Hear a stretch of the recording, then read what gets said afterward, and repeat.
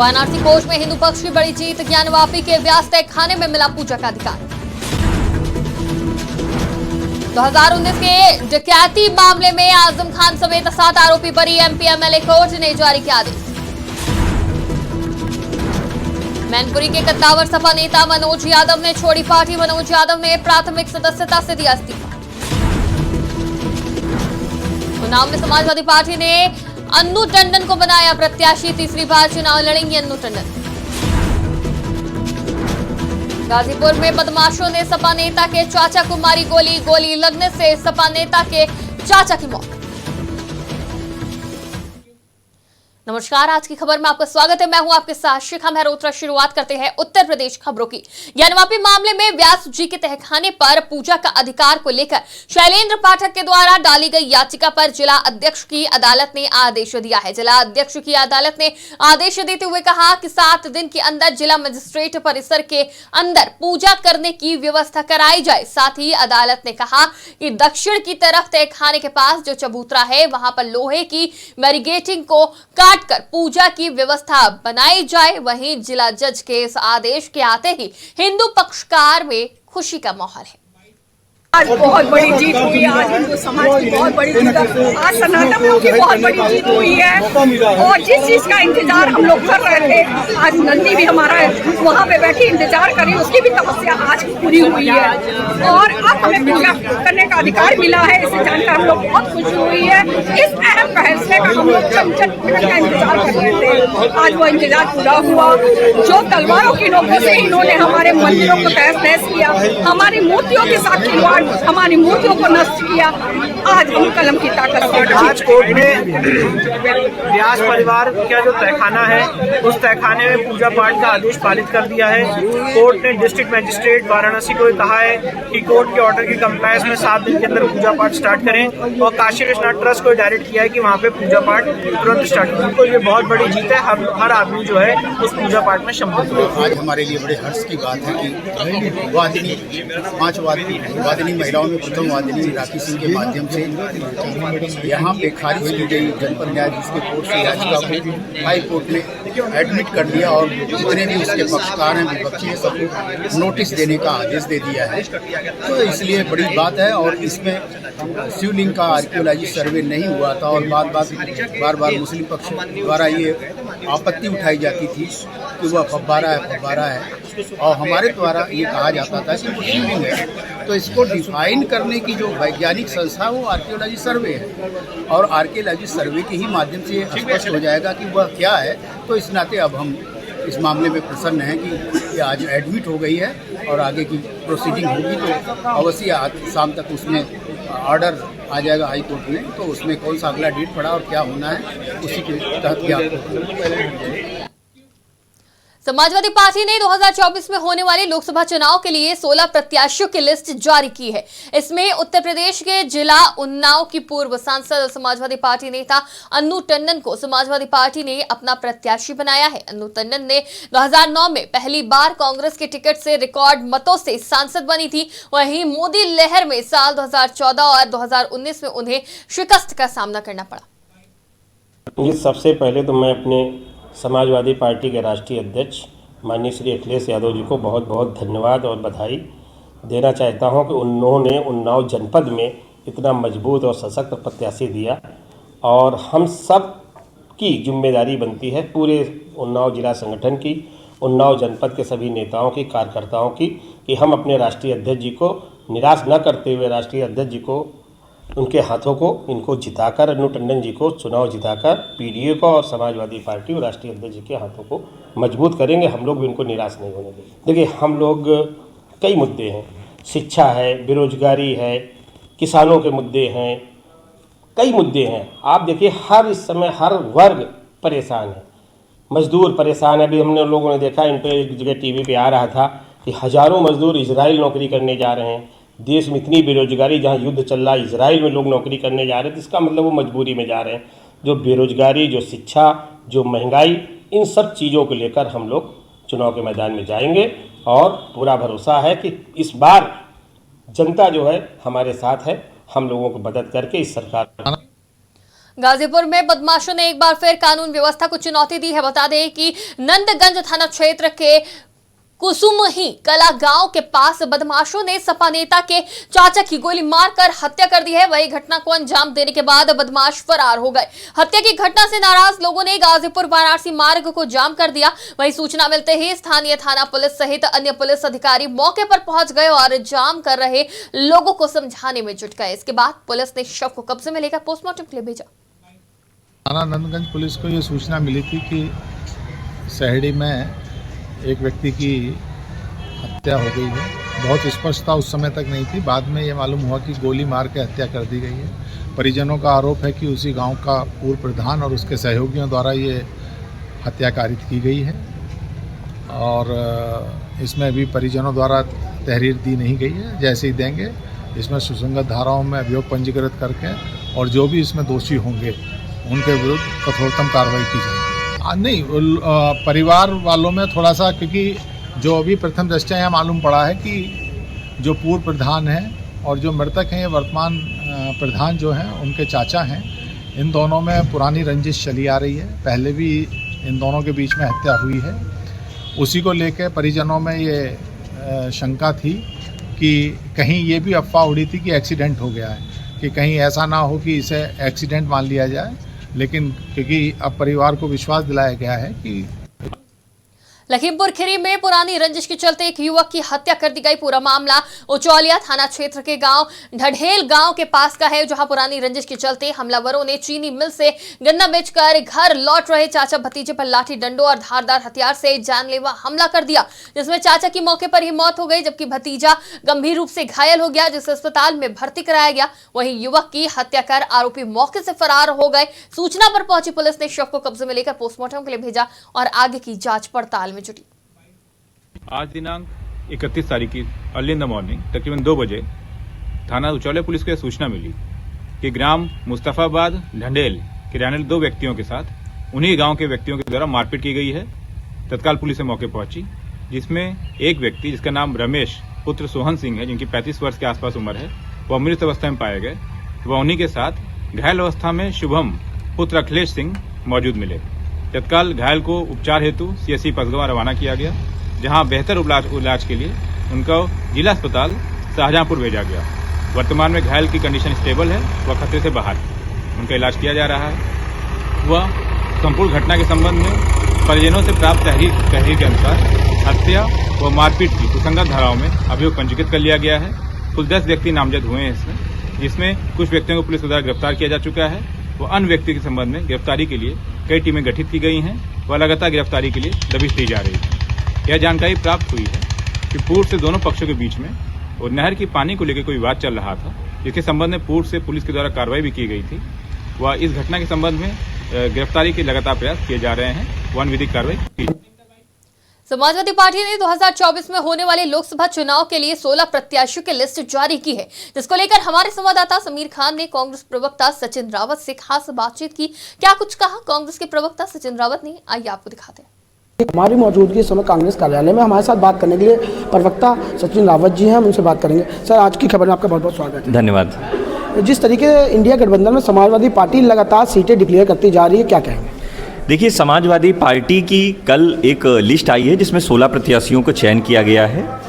India alliance की जो coordination committee है, कहीं ना कहीं उसके तरफ से हम लोगों को अभी कोई ऐसी जानकारी नहीं दी गई है। ये सिर्फ समाजवादी पार्टी का ऑफिशियल स्टेटमेंट हो सकता है। उनकी जो सीट शेयरिंग की बात है सिर्फ वही बता पाएंगे। लेकिन जिस तरह से पूरे देश में भारतीय जनता पार्टी की नीतियों के खिलाफ कांग्रेस पार्टी ज़मीन पर संघर्ष कर रही है, लड़ाई लड़ रही है। आदरणीय श्री राहुल गांधी जी भारत जोड़ो न्याय यात्रा निकाल रहे हैं, जिसमें जो देश में ज्वलंत मुद्दे हैं, बेरोजगारी का मुद्दा है, जिस तरह से लगातार जो नफ़रत की सियासत, जिसमें हिंदू मुसलमान की आपसी सौहार्द को बिगाड़ने के लिए रणनीति कर रही है भारतीय जनता पार्टी। नफ़रत के बाज़ार में हम लोग मोहब्बत की दुकान जो स्थापित करना चाहते हैं, उसको जो नफ़रती जो लोग हैं उनको ख़त्म करके कहीं ना कहीं प्यार, भाईचारा, आपसी सद्भाव की जो राजनीति कांग्रेस पार्टी की थी, वही आज श्री राहुल गांधी जी कर रहे हैं। और कहीं ना कहीं पूरे प्रदेश में और पूरे देश में कांग्रेस पार्टी भारतीय जनता पार्टी के खिलाफ हर मुद्दे पर लड़ाई लड़ रही है। और हम लोग कह सकते हैं कि अभी चीज़ें आने वाले समय में स्थिति स्पष्ट होगी कि हम लोगों की रणनीति क्या होगी, रूपरेखा क्या होगी, सब आपको बताई जाएगी। लेकिन अभी आज की डेट में इंडिया अलायंस का हिस्सा समाजवादी पार्टी और आरएलडी है। ये थे सचिन रावत जी, जिन्होंने बताया कि जो भी अटकलें चल रही हैं उसका भी किसी प्रकार का कोई ऊपर से आदेश नहीं आया है। कैमरा पर्सन अरविंद कुमार के साथ समीर खान, आज की खबर से। रायबरेली में 1 फरवरी को राष्ट्रीय कृमि मुक्ति दिवस मनाया जाएगा, जिसके तहत 1 से 19 साल के बच्चों, किशोर और किशोरियों को पेट से कीड़े निकालने की दवा एल्बेंडाजोल खिलाई जाएगी। इसको लेकर डॉक्टर वीरेंद्र सिंह ने प्रेस वार्ता की और बताया कि इस अभियान में स्वास्थ्य के साथ शिक्षा विभाग और ICDS विभाग भी सहयोग देगा। वहीं जनपद के 1 से 19 के कुल 15.29 लाख बच्चों, किशोर और किशोरियों को एल्बेंडाजोल की दवा खिलाने का लक्ष्य है। देखिए, प्रेस वार्ता हमारी 1 फरवरी को राष्ट्रीय कृमि मुक्त दिवस मनाया जाना है, जिसमें 1 साल से 19 साल तक सभी बच्चों को कीड़े की दवा एल्बेंडाजोल खिलाया जाना है। और इसके लिए जो बच्चे छूट जाएंगे 1 फरवरी से, उनके लिए 5 तारीख को पुनः मुफ्त राउंड चलाया जाएगा। जो छूटे हुए बच्चे हैं उनको ये दवा खिलाई जाएगी। ये दवा हमारी स्कूलों और आंगनबाड़ी के माध्यम से खिलाया जाएगा। गैर पंजीकृत और छोटे बच्चों को आंगनबाड़ी के माध्यम से, और पंजीकृत जो स्कूलों में हैं उनको स्कूलों के माध्यम से ये दवा खिलाई जाएगी। ये 1 फरवरी को होना है 1 दिवस, और उसके बाद जो छूटे हुए बच्चे रहेंगे उनको 5 फरवरी को खिलाई जाएगी। लगभग इस तरीके के 15,32,000 बच्चे हमारे यहाँ चिन्हित हैं जिनका टारगेट है, और दवाएं हमारे पास सब उपलब्ध हैं, आ गई हैं, ये खिलाया जाना। रायबरेली में आबकारी आयुक्त के निर्देशन में नामित प्रतिनिधि की देखरेख में आबकारी विभाग में ऑनलाइन लॉटरी प्रक्रिया से दुकानों के रजिस्ट्रेशन सकुशल संपन्न कराए गए। ये पूरी प्रक्रिया ऑनलाइन थी। वहीं शहर के लगभग 25 दुकानों का आवंटन किया गया, जिसमें 16 दुकान देसी मदिरा की आवंटित की गई और 2 दुकान अंग्रेजी शराब की आवंटित की गई। साथ ही 2 मॉडल शॉप आवंटित किए गए। वहीं 5 दुकानें बियर की आवंटित की गई। सभी आवंटित दुकानदारों के पास SMS के माध्यम से सूचना पहुंचाई जाएगी और इसके बाद आगे की प्रक्रिया कराई जाएगी, जिसमें जो भी संबंध शुल्क है उसको जमा कराकर दुकान आवंटित की जाएगी। आज लॉटरी द्वारा दुकानों का आवंटन हुआ है। इसमें 25 दुकानों पर फार्म आए थे। इसमें 16 देसी दुकानें, 2 बियर की, 5 बियर की, 2 मॉडल शॉप और 2 विदेशी मदिरा की दुकानों का व्यवस्थापन हुआ है और इस पर आगे की प्रक्रिया चल रही है। 50 दुकानें कुल थीं, जिसमें से 25 दुकानों पर फार्म आए थे। 25 दुकानों पर प्रक्रिया पुनः दोहराई जाएगी। उनका अपील है कि समय से फीस जमा कर दें और समय से प्रतिभूत जमा कर दें, जिससे कि उनको कोई किसी भी परेशानी का सामना। बढ़ती हुई जनसंख्या को लेकर सरकार लोगों को जागरूक करने का काम कर रही है। वहीं सीएमओ रायबरेली वीरेंद्र सिंह के द्वारा आज कार्यालय में एक प्रेस कॉन्फ्रेंस का आयोजन किया गया। सीएमओ ने बताया कि परिवार नियोजन की रोकथाम के लिए आज प्रचार वाहन को हरी झंडी दिखाई गई, जो जिले में तहसील स्तर, ब्लॉक स्तर और गांव में घूमते हुए परिवार नियोजन के बारे में लोगों को जानकारी देगी और परिवार नियोजन की सामग्री आशा बहु और आंगनबाड़ी कार्यकर्त्रियों के माध्यम से लोगों में वितरित करने का काम करेंगे। आज मिशन परिवार विकास के अंतर्गत परिवार नियोजन की सेवाओं को गांव-गांव तक पहुंचाने के लिए, जागरूकता पैदा करने के लिए शहर-शहर, गांव-गांव, ब्लॉक ये सारथी वाहन को हरी झंडी दिखाई गई है। ये जाके 4 दिन का कार्यक्रम है। शहर में 2 वाहन और ब्लॉकों में 3 वाहन 4 दिन तक प्रचार प्रसार करेंगे और परिवार नियोजन संबंधित सामग्रियों का भी वितरण करेंगे। आशाओं और उत्तर प्रदेश के सहारनपुर में एक युवक का शव पेड़ पर फंदे से लटका मिला। पुलिस इसे आत्महत्या बता रही है, जबकि परिजनों ने इसकी हत्या की आशंका जताई है। सूचना पर पहुंची पुलिस ने शव को नीचे उतारकर पोस्टमार्टम के लिए मोर्चरी भेज दिया है। वरिष्ठ पुलिस अधीक्षक डॉक्टर विपिन ताड़ा ने बताया कि परिजनों की तहरीर के आधार पर मुकदमा पंजीकृत कर लिया गया है। उन्होंने बताया कि पोस्टमार्टम रिपोर्ट आने के बाद आगे की कार्रवाई की जाएगी। थाना मिर्जापुर में पुलिस को सूचना प्राप्त हुई कि एक युवक ने आत्महत्या किया है पेड़ पर लटककर। इस पर पुलिस मौके पर गई, अधिकारीगण गए हैं मौके पर, फिर यूनिट बुलवाई गई। युवक का शव फिलहाल पोस्टमार्टम के लिए भिजवाया गया है परिजनों का यद्यपि आरोप है कि उसकी हत्या करके उसका शव लटकाया गया है। युवक का नाम अनीस है और इनके परिजनों से पुलिस वार्ता कर रही है। पोस्टमार्टम रिपोर्ट और परिजनों की तहरीर के आधार पर इसमें अग्रिम कार्य। प्रदेश की योगी सरकार ने जिले के उद्योगों और रोजगार को बढ़ावा देने के लिए ओडीओपी योजना की शुरुआत की है। इसी क्रम में सिद्धार्थनगर जिले में ओडीओपी योजना के अंतर्गत काला नमक चावल को चिन्हित किया गया। शुरुआत में 1 डिस्ट्रिक्ट 1 प्रोडक्ट में आने पर काला नमक चावल को जबरदस्त ब्रांडिंग के साथ 3 साल में 3 गुना काला नमक चावल के पैदावार में भी वृद्धि हुई है। लेकिन अब अधिक पैदावार किसानों के लिए समस्या बनती जा रही है। अब काला नमक चावल के अधिक पैदावार के बाद किसानों को इसके खरीदार नहीं मिल रहे हैं। इसका असर जिले के 5 दिवसीय सिद्धार्थनगर महोत्सव में लगने वाला किसान गोष्ठी में भी देखने को मिला। मेरा नाम राहुल प्रकाश हुआ। मेरी कंपनी का नाम है अमल फार्म सॉल्यूशंस प्राइवेट लिमिटेड, जो कि एक स्टार्टअप है और पिछले 3 वर्षों से हम लोग किसानों के साथ जीआई टैग फसलों और ओडीओपी फसलों पे काम कर रहे हैं। हमें बढ़ावा देने के लिए मुख्यतः 2 चीजों पे काम करना होगा। पहला है मार्केटिंग, जिसमें काला नमक की जो प्रमोशन है उसकी एक्टिविटी को बढ़ानी चाहिए, ना कि उत्तर प्रदेश में बल्कि सभी भारत के सभी राज्यों में। क्योंकि अभी आप देखिए कि जो ग्लोबलाइजेशन हुआ है उसके वजह से सभी लोग एक प्रदेश से दूसरे प्रदेश में जाके नौकरी कर रहे हैं और वो अपनी मिट्टी की खुशबू को वापस उस जगह पे खोजते हैं। अगर एक उदाहरण के तौर पे अगर कोई निवासी है जो आगरा का है या सिद्धार्थनगर का है, अगर वो बैंगलोर में जाके नौकरी कर रहा है किसी सॉफ्टवेयर कंपनी में या किसी कंपनी में, तो वो खोजता है कि काला नमक चावल मुझे कहाँ मिलेगा। ऐसे लाखों लोग हैं जो खोज रहे हैं काला नमक चावल को, तो हमें उन तक पहुंचना है और सभी ऐसी कंपनी जो उन तक कस्टमर तक पहुंचना चाह रहे हैं उनको आगे आके प्रमोट करना चाहिए।